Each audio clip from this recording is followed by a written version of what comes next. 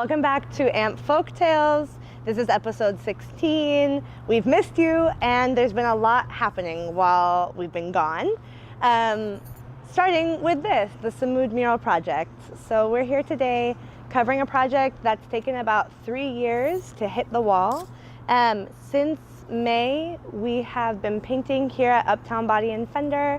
This mural is about 4,000 square feet, and there are over 50 community organizations and artists who are collaborating on this mural, 100% volunteer, in order to capture some of the dedications and important moments of organizing for Palestine, not only in the last 9 months, but over years and years of internationalist action, collaboration from organizations who work from everything from women's organizing, migrant rights, to youth, and particularly political prisoners.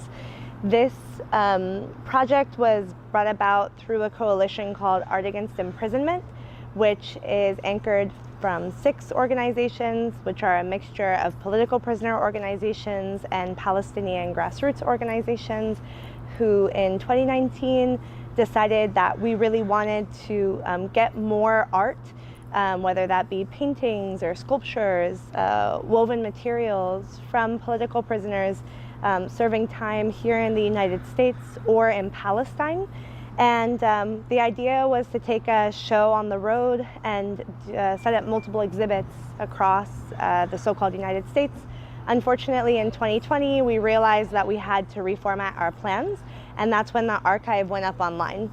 About 2021, we started to discuss what more we could do other than just putting up an archive of these works, and that's when the mural project idea was born.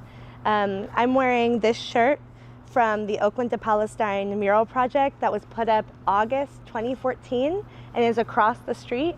So this is exactly 10 years later, and there are a lot of the same anchoring organizations, such as Art Forces, but there are also many, many new organizations and artists who are here in order to collaborate on putting up something on the wall that will be here for over 10 years, inshallah, and will mean a lot to the people who come in and out of this body shop, and also the people of Oakland and the Bay Area at large.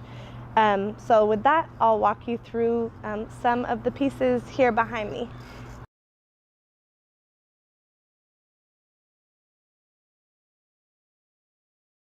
We'll start with this iconic image from Emory Douglas. Emory was the cultural minister of the Black Panther Party, and he donated this image for our use. You can see a little bit of a shift from the original design, where we have the Palestinian flag as the front of the slingshot. This is paying homage to the Intifada of stones, or what many of us know as the first Intifada. And it's really the idea that on each wall we have a commemoration of struggle. So under the tagline of SUMUD, which is steadfastness, and is the tagline of the prisoners' movement in Palestine. So this is the struggle wall. It's also the rock wall. So his is kind of the anchor image, and then we move on ahead to the rocks following, which are each a collaboration of different artists and organizations around a theme. So you'll see empty slots behind me, but these will be hung over the next few weekends.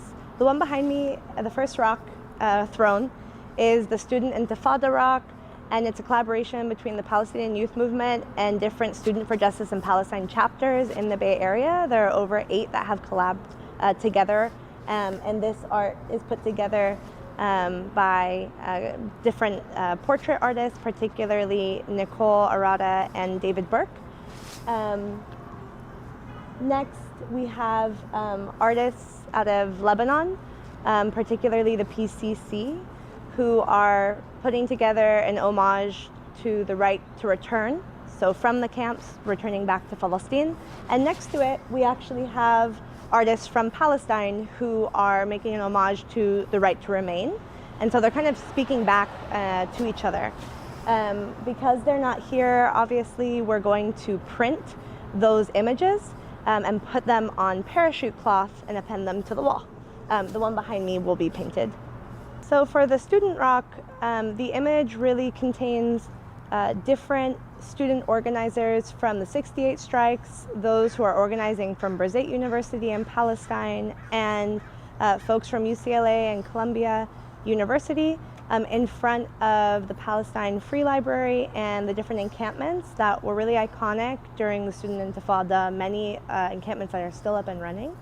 And so we wanted to really pay respects and make kind of a historical continuum through imagery of all the different student uprisings that have happened, whether it be around Vietnam, South Africa, or in this moment in Palestine.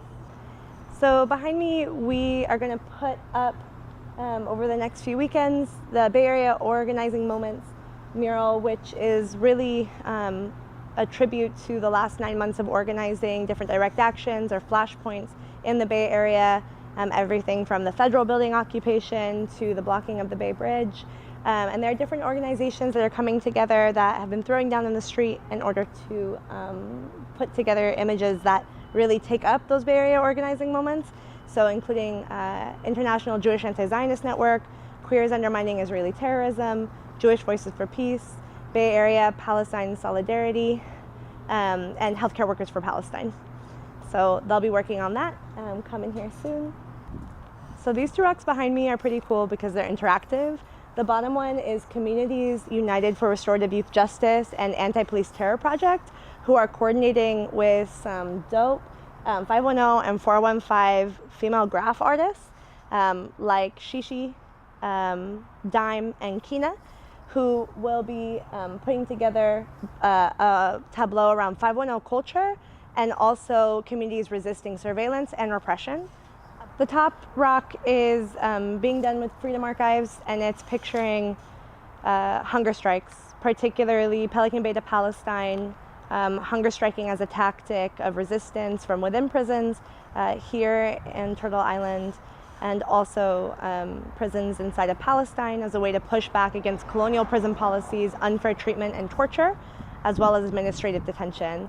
So see these two rocks, how they touch? There will be folks who are passing things between the community outside and the community inside. And it's really about being able to ride on this metaphor that our political prisoners are not isolated from their community, and we haven't forgotten them inside, and we haven't forgotten the fight to get them released back into the arms of the people who love them and the movements that they've given the ultimate sacrifice for.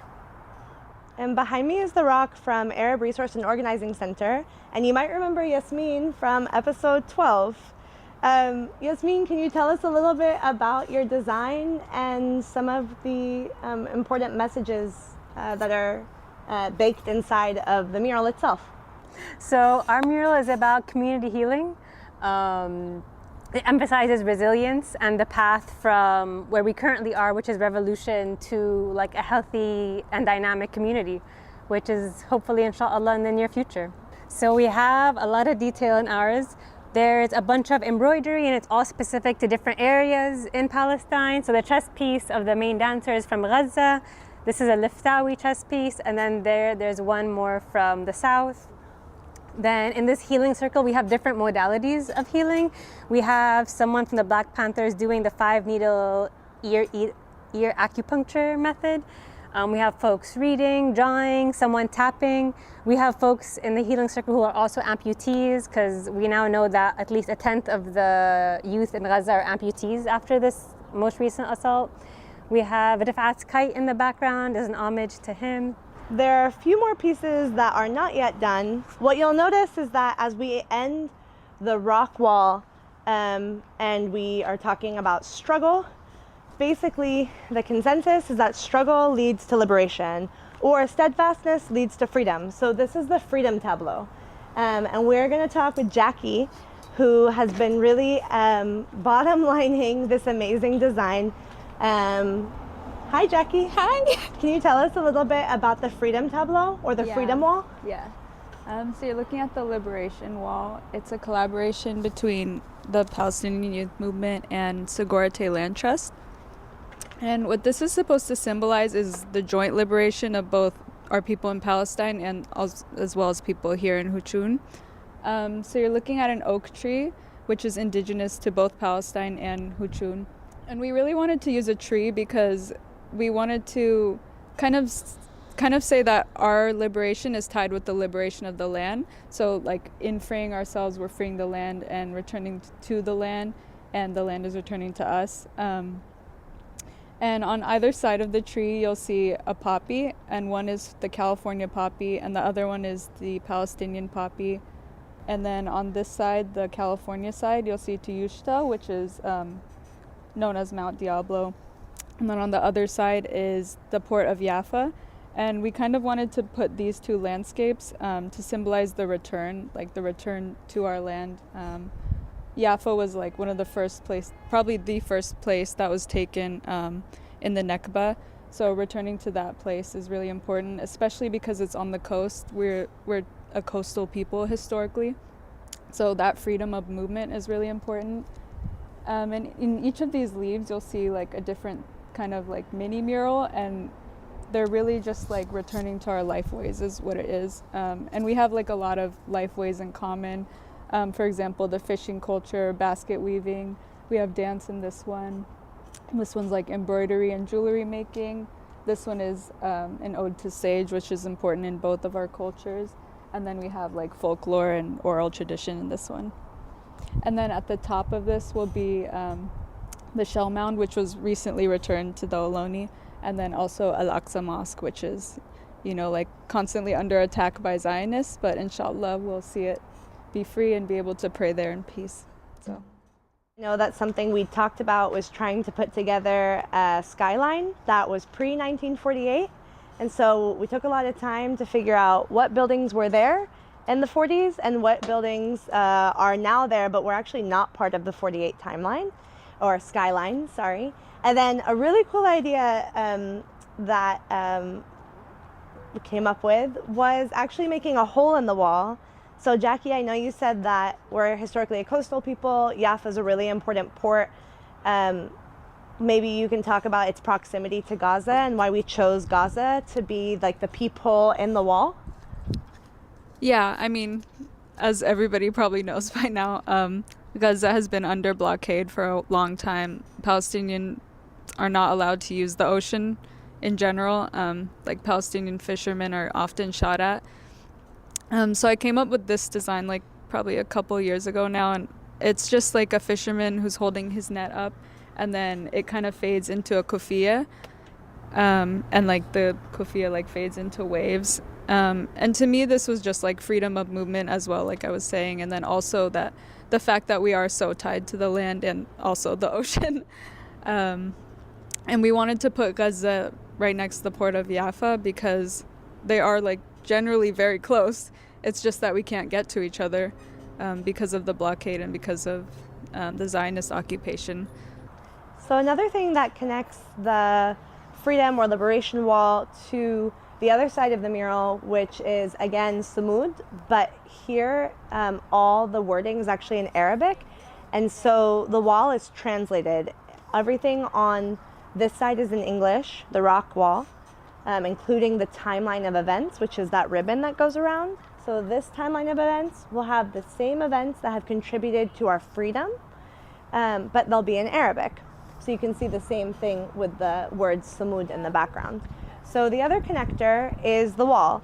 Jackie talked about the apartheid wall, which you can see connecting the mural on the left-hand side, which is showing the wall kind of breaking down, and we can start to see the landscape behind it with the oak tree in the middle. On this side, what's not up yet but will be is the southern border, so the so-called US-Mexico border, which is also restricting indigenous peoples from being able to move freely to and from home, to and from different territories, the way that they have since time immemorial here on Turtle Island. And so that wall will also be shown built here and then breaking down into the landscape. We're really trying to use the 3D elements of the wall itself, including the bars. And so that's something that I just wanted to point out, because as we're talking about the walls that separate us, we want to also kind of use this structure to show them breaking down. This area will also have a stage for different events. We're hoping that we can keep this space activated over the next decade so that different community organizations can rent this space at an at-cost or low-cost amount, so that this freedom tableau or liberation tableau will be the backdrop of many different organizational events to come. That's through partnership with Uptown Body and Fender.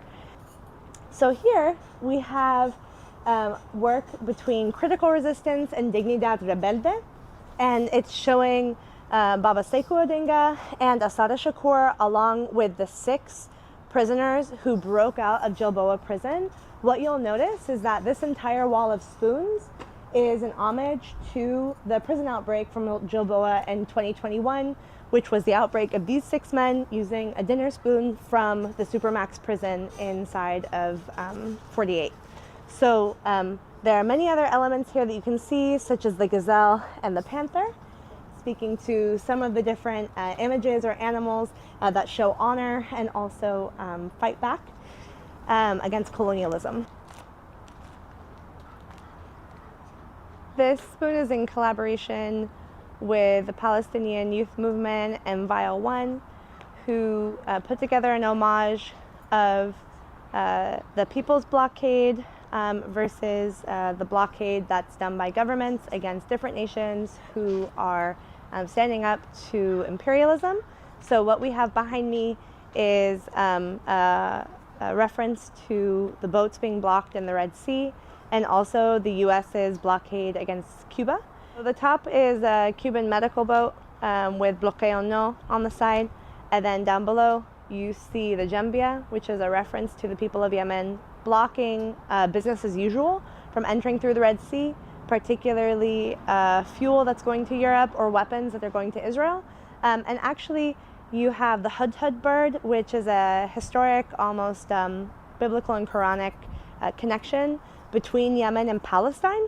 It was the hudhud bird that sent the message from Suleiman the Magnificent to Sheba, or the Queen of Sheba, and historically united the 2 kingdoms.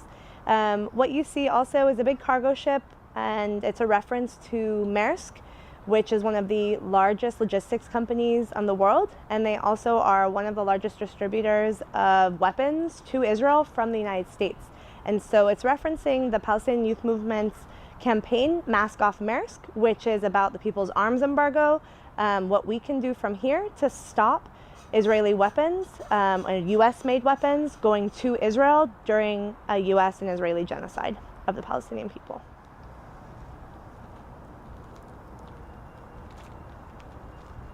So behind us is the spoon put together by US Palestinian Community Network and Freedom Archives, with some old school muralists who have been around a long time in the Bay Area. And it's of Walid Daqqa and his child Milad. This theme is despite prisons, and they put together an image of Milad and Walid, who now has passed away. He was killed over the past few months inside of Israeli prison through negligence for his health. He was a really prolific writer and Palestinian creative. They put together an image of them touching, because never in Milad or Walid's life were they allowed to have physical contact. Milad, meaning miracle, was actually one of the children of Palestine who was conceived through Palestinian prisoners smuggling out their sperm to their significant other. And so that's the story of Milad, and that's the story of how Walid, despite prisons, was able to conceive a child, although he had been imprisoned for most of his life. So behind me is the spoon paying tribute to internationalism with different organizations and then the artists who organize inside of them. So there's the Alliance of South Asians Taking Action, Bayan and Gabriela from the Filipino movement, and Haiti Action Committee. They together put together this spoon, and you can see different images kind of paying tribute to the various struggles that are represented here, and also caricatures or symbols such as Handala that are really critical to telling the story of people's resistance and of the fight for return in the face of military occupation, imperialism, and unjust extraction from the global north to the global south. As we reach the end, there are a few themes that we still haven't covered, such as education behind bars, different artists from Gaza expressing what it's like to live in Gaza at this time and being survivors of genocide, anti-militarism and anti-extraction, and then also some work from political prisoners that are part of the Art Against Imprisonment archive that will also be up here on the wall. So, oh, and women in imprisonment, of course, can't forget that. Behind me, we have the final image that's been hung so far, which is the iconic painting by Fernando Martí, showing on one side a field of poppies, and on the other side, prisoners on a yard in Guantanamo. This image is supposed to show the contrast between what it is to be outside and what it is to have natural facet inside. It's the struggle of people who have been detained and imprisoned unjustly, being able to actually ascertain their freedom. And so he plays on the imagery of the same color of red jumpsuit to red poppy, and has actually updated this image to also show those folks in masks to talk about the conditions of prisoners inside during the COVID pandemic.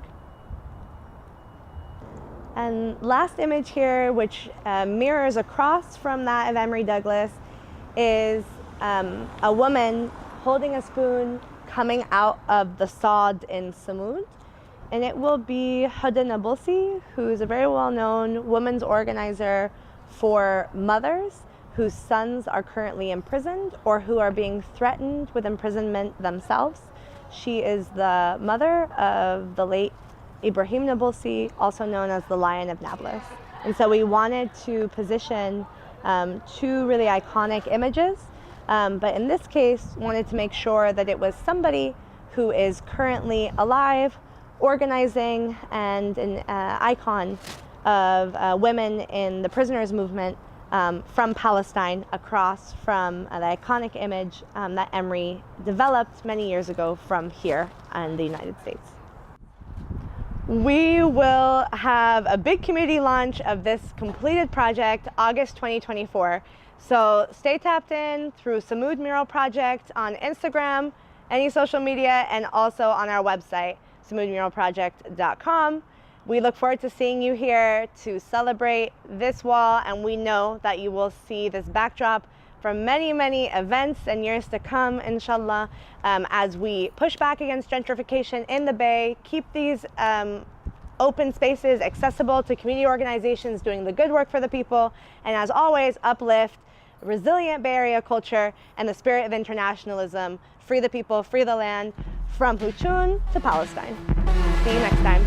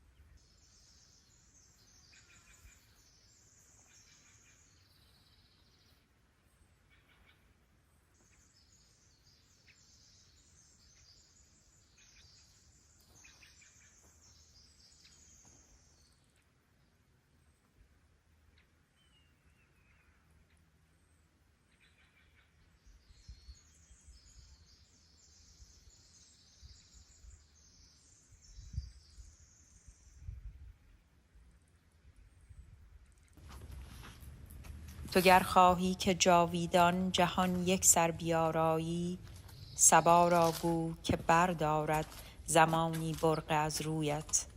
وگر رسم فنا خواهی که از عالم براندازی، برافشان تا فرو ریزد هزاران جان ز هر مویت.